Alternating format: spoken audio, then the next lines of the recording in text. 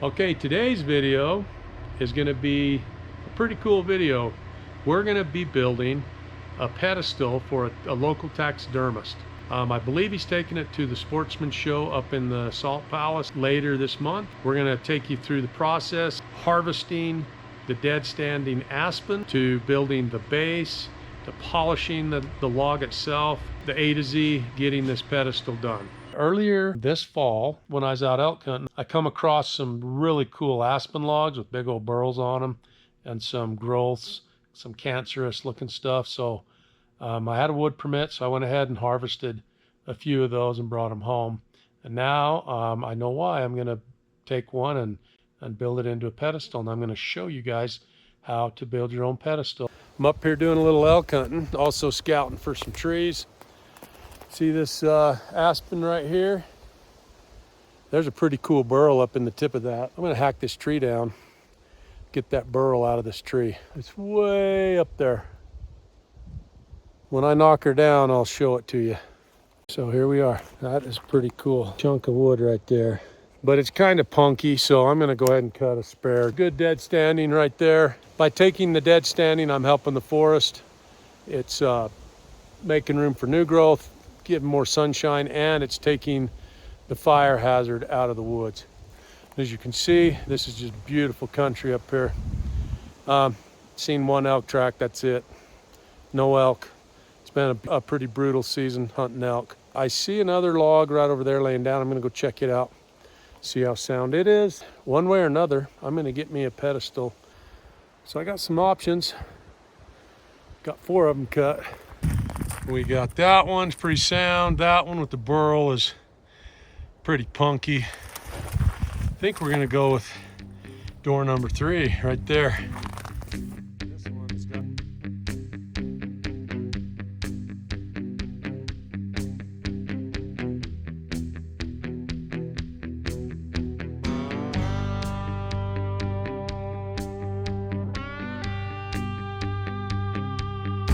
Doesn't get a whole lot prettier than that right there. I was gonna give you a little update and kind of show you what Cade and I've got going on here. These are the armoires that I was building the other day when the Silverado crashed into the little cabin and needed our attention. But we've got them built, they're all distressed, they're stained, and now they're going into lacquer. We've got all of this stuff. These are components for bunk beds, nightstands, and the other beds that we're doing. This right here is the skeletal structure of a 6-drawer chest of drawer. So in total, we've got a king, a queen, triple bunk, full, a double bunk, full, and another double bunk, a twin over twin. Now we're gonna build a pedestal.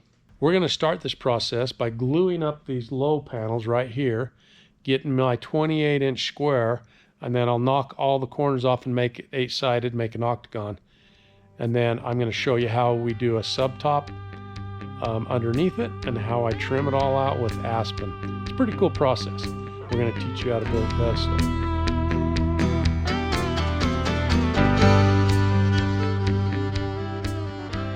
I've got my clamps set up underneath. I'm ready to glue this. I am always generous with glue. The glue joint is stronger than the wood.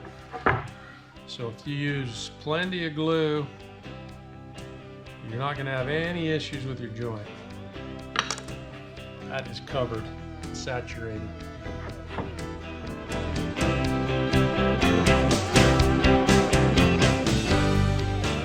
Once the glue dries on this thing, I'm going to put a subtop on it, and then we're going to wrap it with aspen. But while this is drying, I'm going to go ahead and split my aspen logs and make my trim so that once this is done, then I'm ready to rock and roll. And we're going to go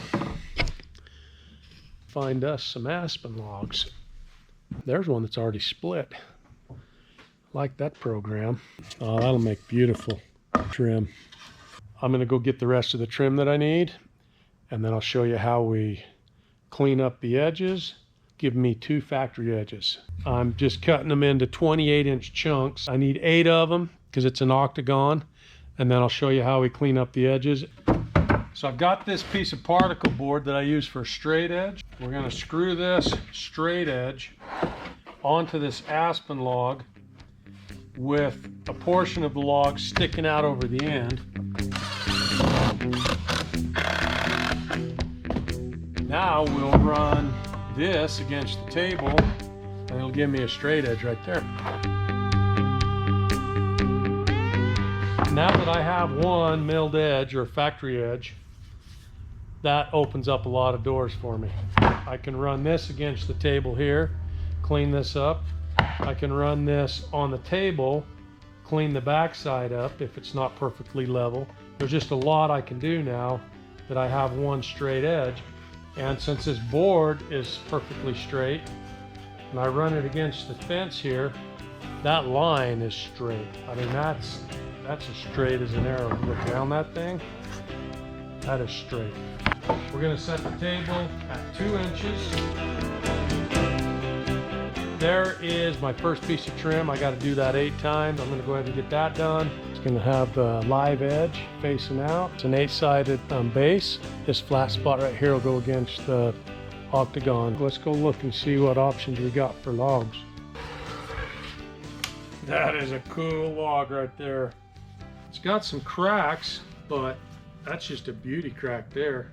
So this will get cut off at 36 inches, and this is solid enough to mount an elk or a deer to. Once we get this thing all polished up, it's gonna look like $1 million. That's gonna be cool. We got the base, we got the pedestal, and I got all my trim. Now it's just gonna take a little time to put it all together, and I'll show you that process tomorrow. Now that I got my top and my subtop done, I need to start cutting the corners off and make a octagon. I'm gonna set the chop saw at 45 degrees and start whittling away at this thing until I get 8 sides that are all the same. The best way I've found to get an octagon built is just start cutting the corners off until they're all equal sizes. I'm sure there's a way to do it. Geometry, I wasn't very good at geometry, but this is how I do it.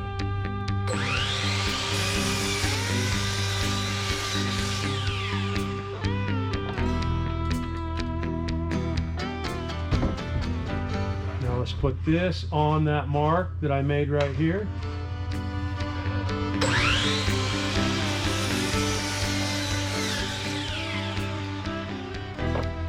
I think I got it. 10 5/8. 10 3/4-ish. It's close enough because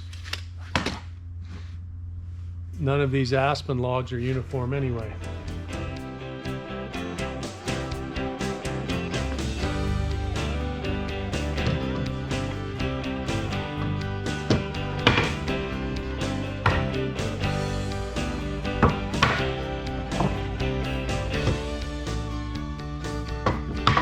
Not one of these are straight, so I'm either gonna have to dig the joiner out or put these on a straight edge because they won't attach to this without being straightened out. There'll just be too much grief. But every one of them's got some whoop-de-doo in it. We're gonna go ahead and straighten this up on the joiner here. And where I've cut these dimensional, they're 2 inches wide, I can just run the factory edge against the table. Let's give it a whirl, see how she works. So this has got a warp in it.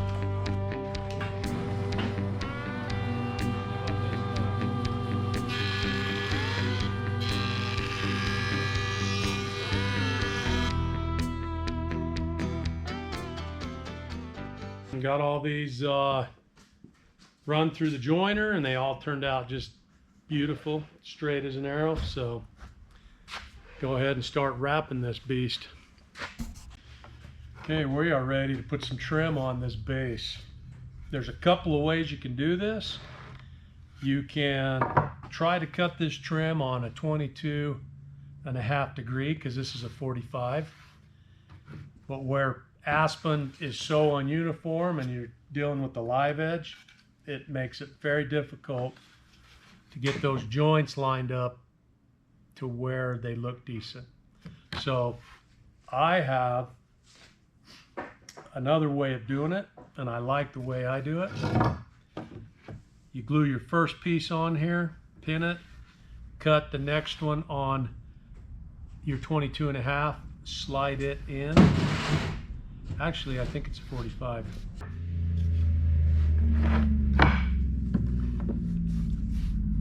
Just like that. All right, we're ready to put some Aspen trim on here. Now I'm gonna hold the trim flush to the top of my base. So I threw some 3/4 inch plywood under there just to shim it up. The reason I want to do that is I'm going to keep it flush on top, and then it gives it a ring all the way around on the bottom that's a 1/4 inch taller.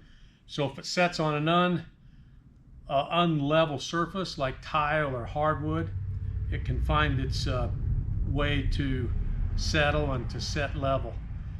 If you go flat on the bottom and you set it on an uneven floor, it rocks. I found that out the hard way. So we're going to go ahead and get the first piece on here. I've said it once, I've said it 1,000 times, the glue is stronger than the wood. So we're going to start on this one here, flush up to there.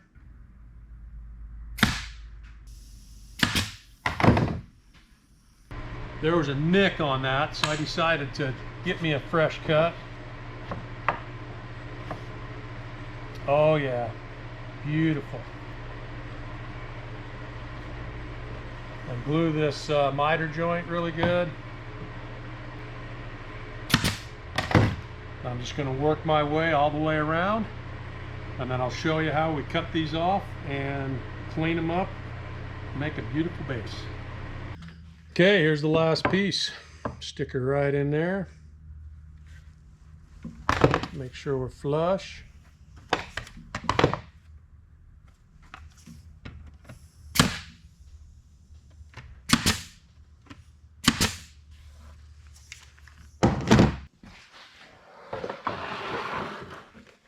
And there you have it. It does look kind of like a sun crest or a moon crest. So now I'll take and cut these all off on the miter, get them close, and then I'll clean them up with the zipper, take them over to that pneumatic sander, and this thing's well on its way for being done.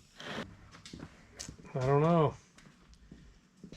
That's going to be way too bulky to do on the chop saw, so I'm just going to come back over here, zip them all close with the skill saw, and then work them over with little zipper.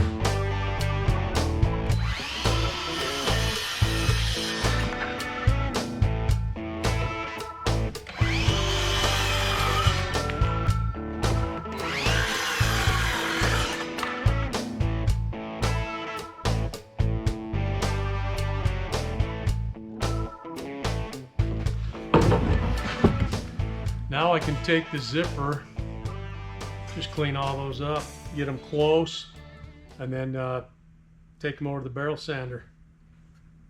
And then there you go, you have a base. I think this is my most favorite tool in the arsenal, this little zipper right here. I use it every day. I actually got a brand new one in my kit that I got for Christmas from Lowe's, but I haven't broke it out yet. I'm just going to keep using this old one until I need to use the new one. So what I'm going to do here is just clean up all these edges.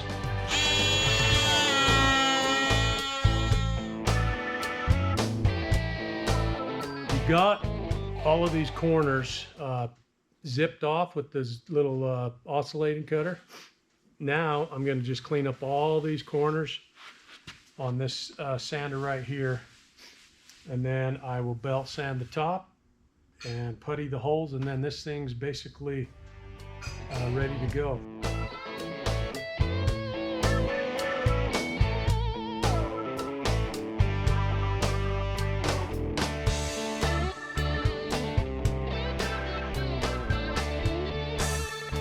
The cool thing about this sander is it takes air. So this is a big bladder, and it contours to the log. It's a little tight right now. I like to run it about 3 pounds, and it'll allow you to sand the contour of a log or a round object. It's a pretty cool little sander. I've got all my corners polished up now with this. Does a really good job. So now I'll take the belt sander, clean it up, putty it, and it's ready to mount the log on it and go to the lacquer room.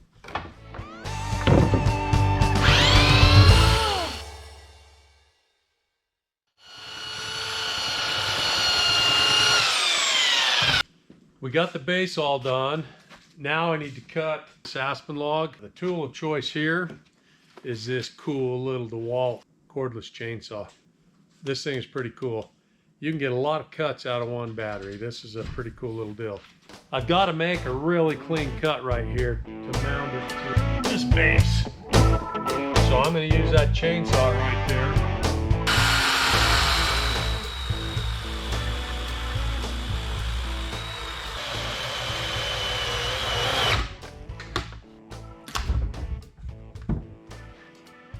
Let's see if this is going to sit on the base, and if it's level, see if I need to work this over with the sander or anything.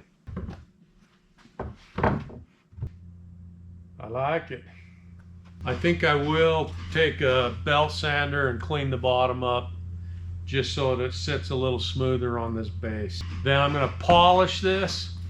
I've got a couple of cracks, like this crack here. I just need to clean this up a little bit, but this crack right here, I'm just going to take and clean those edges up, soften it up, make it blend in, do a little bit more polishing.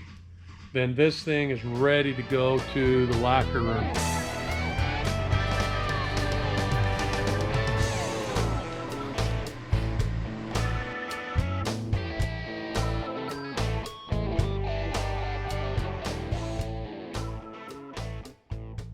Okay, this pad is needing to be replaced, and I'm going to give you the tip of the day.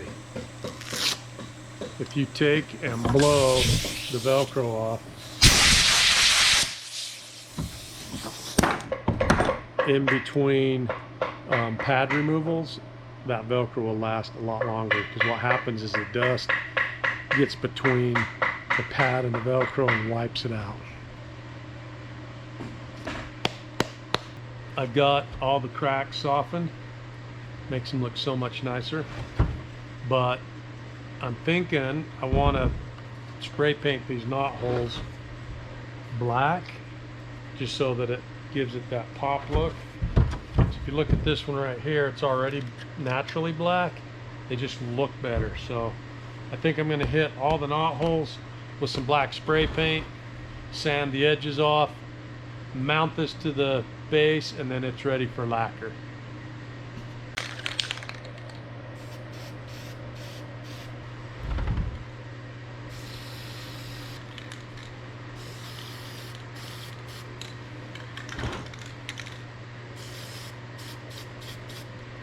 Might even give that crack a shot of black.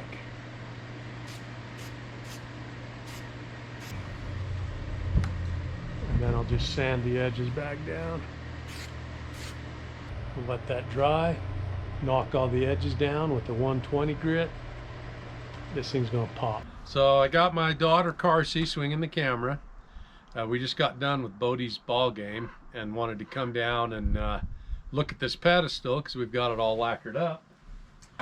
Come on in here.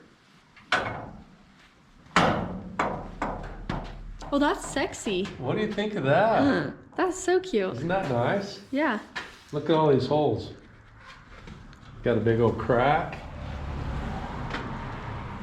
So I took and painted the inside of the knot holes. Oh. But look how cool they are. Whoa. Is that sweet or what? That is so cool. Yeah? Can you imagine a big old buck on there? Yes. So there it is.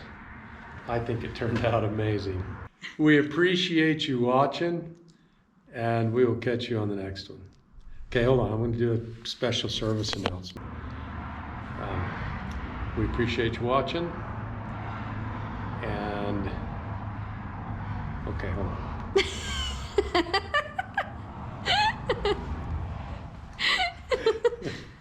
Oh, Carsey's got me laughing. We appreciate watching. We appreciate you. We appreciate you watching, and we will catch you on the next one. Okay, hold on. I'm going to do a special service announcement. No, we're gonna be in it together. I don't want to. Just I look homeless. You're fine. Stand here for just a second. I look homeless. Clayton, I don't want to. I look homeless. I don't want to. Let me just video you. Okay. Okay. See, this is funner.